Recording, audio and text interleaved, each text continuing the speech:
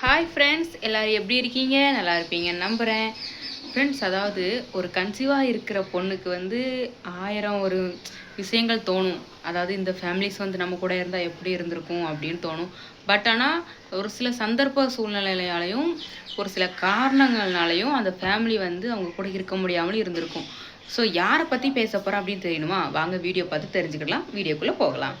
Friends, யாரை பற்றி தெரியுமா? நம்ம வணக்கமுங்க சீலா அவங்களுடைய ஹஸ்பண்ட் நெல்லை சங்கர் அவங்கள பற்றி தான் நம்ம பேச போகிறோம். இதில் வந்து இன்னொருத்தவங்களும் உள்ள வராங்க, நம்ம மேரி அம்மா. ஸோ நம்ம சீலா அவங்க வந்து இப்போ வளகாப்பு பண்ணியிருக்காங்க அப்படிங்கிறது வந்து நம்ம வீடியோ பார்த்து நிறைய பேர் தெரிஞ்சிருப்பீங்க. ஸோ அந்த வீடியோவில் வந்து என்னென்னா, நம்ம சீலா வந்து மேரியம்மாவுக்கு கால் பண்ணி, அம்மா நீ இந்த வளகாப்புக்கும் நீ வரலையாம்மா, என்னோடய செகண்ட் பேபி இருக்கிற அந்த வளகாப்புக்கும் நீங்கள் வரலையாம்மா அப்படின்னு சொல்லி ரொம்ப ஃபீல் பண்ணி மேரியம்மாட்ட பேசியிருக்காங்க. ஸோ மேரியம்மா என்ன சொல்கிறாங்கன்னா, அவங்க சொல்கிற பாயிண்ட் ஆஃப் வியூ ஒரு சொல்லப்போனால் கரெக்டுன்னு தான் தோணுது. என்ன சொல்கிறாங்க, எனக்கு ஆடு இருக்குது, கோழிலாம் இருக்குது, மழை பெஞ்சிக்கிட்டு இருக்கு, எப்படிமா அதெல்லாம் விட்டுட்டு வர முடியும் அப்படின்னு சொல்லி அவங்கக்கிட்ட இருக்கிற ஒரு கருத்தை வந்து முன்வைக்கிறாங்க.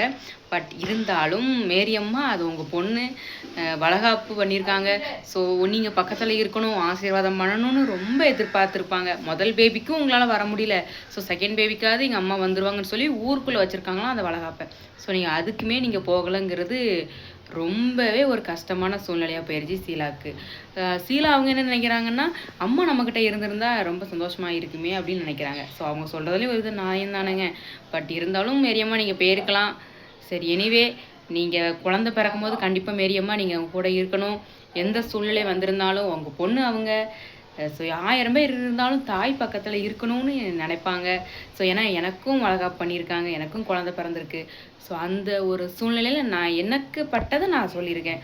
ஸோ தப்பாக இருந்தால் மன்னிச்சுக்கோங்க. எனக்கு ஒரு சின்ன விஷயம் சொல்லணும்னு தோணுச்சு, அதனால தான்.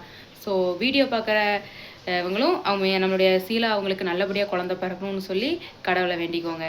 சரிங்களா? வீடியோ பிடிச்சிருந்துச்சுன்னா லைக் பண்ணுங்கள், ஷேர் பண்ணுங்கள், சப்ஸ்கிரைப் பண்ணுங்கள். முக்கியமாக நம்மளுடைய சேனலுக்கு உங்களுடைய ஆதரவு கொடுங்க. பாய்ங்க. நெக்ஸ்ட் வீடியோவில் பார்க்கலாம்.